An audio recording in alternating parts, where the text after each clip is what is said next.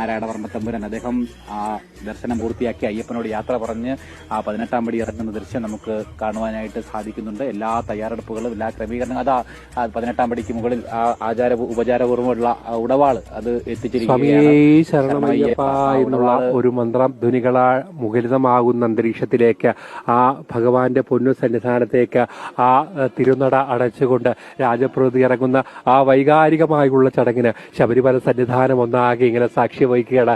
എത്ര മനോഹരമായുള്ള ഒരു മണ്ഡലകാലം, ഭഗവാൻ കരിഞ്ഞനുഗ്രഹിച്ചു നൽകിയ ആ ഒരു മണ്ഡലകാലം, ആ മണ്ഡലകാലത്തിന് പൂർണ്ണ പരിസമാപ്തി കുറിച്ചുകൊണ്ട് ആ രാജപ്രതിനിധി പടിയിറങ്ങുന്ന ഏറ്റവും മനോഹരമായുള്ള ഒരു വലിയ നിയോഗമാണ് അദ്ദേഹത്തെ കാത്തിരുന്നത്.